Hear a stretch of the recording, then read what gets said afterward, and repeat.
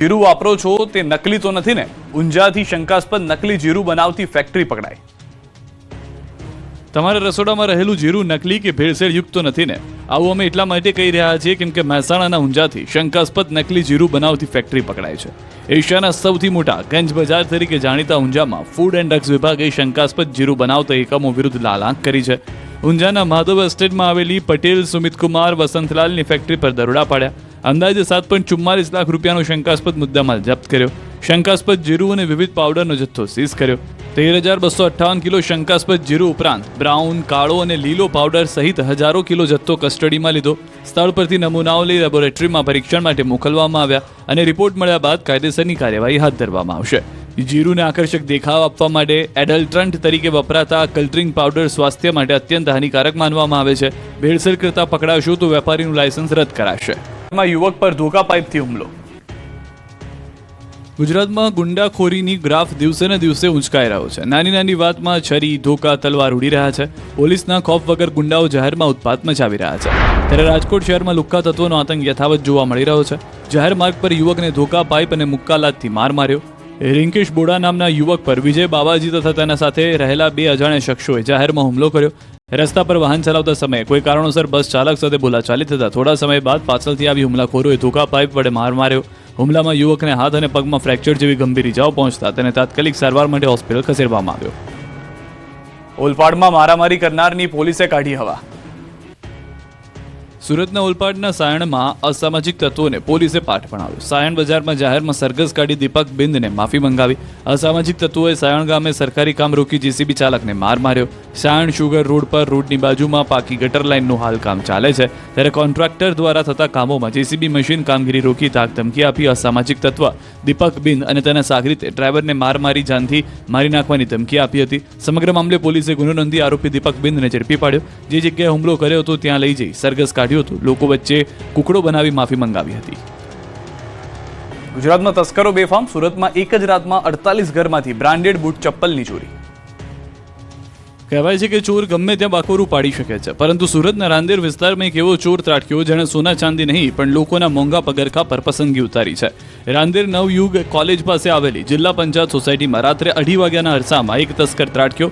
આ તસ્કર સોસાયટીની પાછળના ભાગે આવેલી વાડ કૂદીને અંદર પ્રવેશ્યો। આશ્ચર્યની વાત એ છે કે આ ચોર લૂંટના ઈરાદે નહીં પણ માત્ર બૂટ ચંપલ ચોરવા માટે જ આવ્યો। ચોર પોતાની સાથે ખાલી કોથળા લઈને આવ્યો। તેણે સોસાયટીના અંદાજે 60 જેટલા ઘરોમાંથી 48 ઘરોની બહાર મૂકેલા શૂકેસ તપાસ્યા હતા।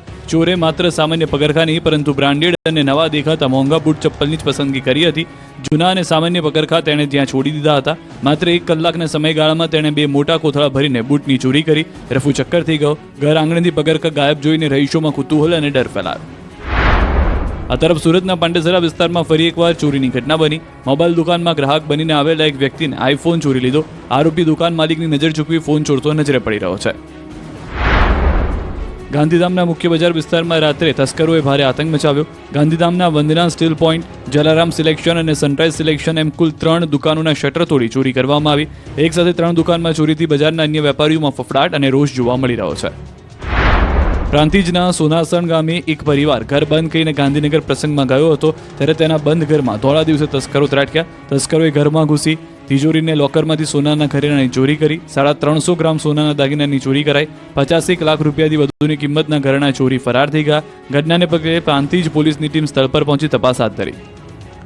મહેસાણામાં બાઇક સવાર લૂંટારુઓએ સોનાનો દોરો ઝૂંટવી મચાવ્યો આતંક। રાધનપુર રોડ પર લટાર મારવા નીકળેલા દંપતી સાથે બનાવ સીસીટીવી કેમેરામાં કેદ। મંદિરથી દર્શન કરીને પરત ફરતા દંપતીને લૂંટારુઓએ નિશાન બનાવ્યા। ગળામાંથી 70,000ની કિંમતનો સોનાનો દોરો ઝૂંટવી લૂંટારુઓ રફુ ચક્કર। મહેસાણા તાલુકા પોલીસે 2 અજાણ્યા શખ્સો વિરુદ્ધ ગુનો નોંધ્યો છે। સીસીટીવી ફૂટેજ અને ટેકનિકલ સોર્સથી લૂંટારુઓની શોધખોળ શરૂ। રાત્રિના સમયે છડેચોક લૂંટની ઘટનાથી મહેસાણામાં ભારે ફફડાટ છે। બાઇક સવાર તસ્કરોને ઝડપી પકડવા પોલીસે ચક્રો ગતિમાન કર્યા છે। રાજકોટના માલાબાર જ્વેલર્સમાં ચોરી કરનાર શખ્સ પુણેથી ઝડપાયો। રાજકોટ શહેરના યાજ્ઞિક રોડ પર આવેલા માલાબાર ડાયમંડ એન્ડ જ્વેલર્સ શોરૂમમાં થયેલી સોનાની ચેનની ચોરીના કેસમાં રાજકોટ પોલીસે પુણેથી એક આરોપીની ધરપકડ કરી છે, જ્યારે 3 મહિલા આરોપીઓ હજુ ફરાર છે, જેમની શોધખોળ હાથ ધરવામાં આવી છે।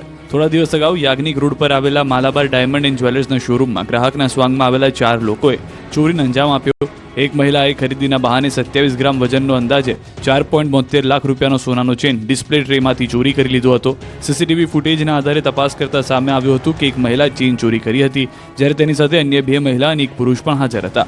પોલીસ તપાસમાં ખુલ્યું હતું કે આરોપીઓ અલગ અલગ રાજ્યોમાં કાર ભાડે લઈને આવી ચોરીઓ કરતા હતા.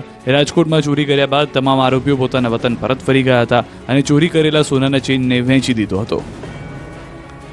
સુરતના પ્લાયવુડના ગોડાઉનમાં આગ લાગતા નાસભાગ. સુરતના ભટાર વિસ્તારમાં આવેલા નવજીવન ઇન્ડસ્ટ્રીયલ એરિયામાં આગ લાગી હતી. પ્લાયવુડના એક ગોડાઉનમાં આગ લાગતા આસપાસના વિસ્તારમાં અફરાતફરીનો માહોલ જોવા મળ્યો. પ્લાયવુડના કારણે આગ તુરંત પ્રસરી ગઈ હતી. વિકરાળ સ્વરૂપ ધારણ કર્યું હતું. ધુમાડાના ગોટે ગોટા દેખાયા હતા. લોકો ડરના માર્યા બહાર નીકળી ગયા હતા. તુરંત ફાયર વિભાગને જાણ કરતા 10 થી 12 ફાયરની ગાડીઓ ઘટના સ્થળે પહોંચીને પાણીનો મારો કર્યો. જો કે આગ કાબૂમાં આવે તે પહેલા જ પ્લાયનો મોટાભાગનો જથ્થો રાખ થઈ ગયો. આગ એટલી વિકરાળ હતી કે ગોડાઉન માલિકને લાખો રૂપિયાનું નુકસાન થયું. આ બાજુ ખંભાળિયા પાલિકાના ડમ્પિંગ યાર્ડમાં ફરી આગ લાગી. ખંભાળિયા નજીક તરઘડી પાસે આવેલા ડમ્પિંગ યાર્ડમાં આગ લાગતા આસપાસના વિસ્તારોમાં ધુમાડાના ગોટે ગોટા નીકળ્યા. આગની ઘટનાને લઈને ખંભાળિયા ફાયર વિભાગ સ્થળ પર પહોંચ્યું. ભારે જહેમત બાદ આગ પર કાબુ મેળવાયો. નવી દિલ્હી મુંબઈ એક્સપ્રેસ હાઈવે પર પ્રી વેડિંગ વિડીયો શૂટિંગ કરવું ભારે પડ્યું. ભરૂચ અંકલેશ્વર ભારત માતા નવી દિલ્હી મુંબઈ એક્સપ્રેસ હાઈવે પર પ્રી વેડિંગ વિડીયો શૂટિંગ કરવું ભારે પડ્યું. અંકલેશ્વર તાલુકાના પૂનગામ નજીક કેબલ બ્રિજ પર એક બુલેટ અને 4 4-વ્હીલર વાહનોને પૂર ઝડપે તથા ગફલતભરી રીતે ચલાવવામાં આવ્યા હતા. રોડની વચ્ચે વાહનો ઊભા રાખી ટ્રાફિકમાં અડચણ ઊભી કરી પ્રી વેડિંગ રીલ્સ બનાવવામાં આવી હતી, જે બાદમાં સોશિયલ મીડિયામાં વાયરલ થઈ હતી. આ ઘટનાના વાયરલ વિડીયો પરથી તપાસ કરતા ભરૂચ શેરપુરાના બુલેટ ચાલક મોહમ્મદ ફૈઝાન મોહમ્મદ સિદ્દીકી નાખુદા હોવાનું બહાર આવ્યું હતું. પોલીસે 6 શખ્સો સામે ગુનો દાખલ કરીને 4ની ધરપકડ કરી. રખડતા શ્વાનનો કહેર અટકવાનું નામ નથી લેતો. સુરતમાં ઊન વિસ્તારમાં ફરી એકવાર શ્વાનના હુમલાની હૃદયદ્રાવક ઘટના સામે આવી છે. સમગ્ર ઘટનાના દ્રશ્યો સોસાયટીના સીસીટીવી કેમેરામાં કેદ થયા, જે જોતા જ રૂવાડા ઊભા થઈ જાય એમ છે. ઊન વિસ્તારમાં આવેલી નૂર રેસિડેન્સીમાં આયાત નામના 2 વર્ષીય બાળકી સોસાયટીના ગેટ પાસે રમી રહી હતી, ત્યારે અચાનક 3 જેટલા રખડતા શ્વાન તેની તરફ ધસી આવ્યા. બાળકી કંઈ સમજે પહેલા જ એક શ્વાને તેના પર હુમલો કરી સાથલના ભાગે ગંભીર બચકું ભરી લીધું. બાળકીના રડવાનો અવાજ સાંભળીને આસપાસના લોકો દોડી આવતા શ્વાન ત્યાંથી ભાગી ગયા હતા. બાદમાં બાળકીને સારવાર માટે હોસ્પિટલ ખસેડાઈ હતી. આણંદમાં લગ્ન મંડપમાં ઉડી ખુરશીઓ, જાનૈયાઓ વચ્ચે થઈ છૂટા હાથની મારામારી. લગ્નની શરણાઈઓ વાગી રહી હતી, ઢોલ ડબુકી રહ્યા હતા, ચારે બાજુ ખુશીઓનો માહોલ હતો, ત્યારે જ અચાનક જાનૈયાઓ વચ્ચે શરૂ થયું દંગલ. ઉડી ખુરશીઓ, થઈ છૂટા હાથની મારામારી, મચી ગઈ નાસભાગ. લગ્નમાં ઘમાસાણના દ્રશ્યો આણંદના છે. સામરખા ચોકડી નજીક જવાહરનગર પાસે એક લગ્નમાં કોઈ કારણોસર જાનૈયાઓ વચ્ચે જંગ છેડાઈ. ધંધુકાથી આવેલી જાનમાં અચાનક જ હિંસા ભડકી હતી. મહેમાનો વચ્ચે ઉગ્ર બોલાચાલી બાદ વાત મારામારી સુધી પહોંચી ગઈ. મહેમાનો એકબીજા પર ખુરશીથી હુમલો કરવા લાગ્યા, જેથી જાનમાં આવેલા લોકો જીવ બચાવવા ભાગ્યા. તો કેટલાક લોકો લાકડીઓ અને છૂટા હાથની મારામારી પર ઉતરી આવ્યા. અફરાતફરીનો માહોલ સર્જાયો અને લગ્નમાં સન્નાટો છવાઈ ગયો. અથડામણમાં 4 લોકોને ઈજા પહોંચી. વાત છેક આણંદ પોલીસ સ્ટેશન સુધી પહોંચી ગઈ. નામે નકલી ઘી બનાવતી ફેક્ટરી પકડાઈ. જૈનમ બ્રાન્ડના નામે ચાલતા કૌભાંડનો પર્દાફાશ. માહી ડેરીના નામે તમારા ઘરે ક્યાંક નકલી ઘીના ડબ્બા તો નથી ને? કેમ કે માહી ડેરીના નામે નકલી ઘી બનાવતી ફેક્ટરી પકડાઈ છે. બનાસકાંઠાના વડગામ તાલુકાના માહી ખાતે ફૂડ એન્ડ ડ્રગ્સ વિભાગે નકલી ઘી બનાવતી ફેક્ટરી પર દરોડા પાડ્યા. આ દરોડામાં જૈનમ બ્રાન્ડના નામે ચાલતા નકલી ઘીના કૌભાંડનો પર્દાફાશ થયો અને 3.67 લાખનો જથ્થો સીઝ કરવામાં આવ્યો.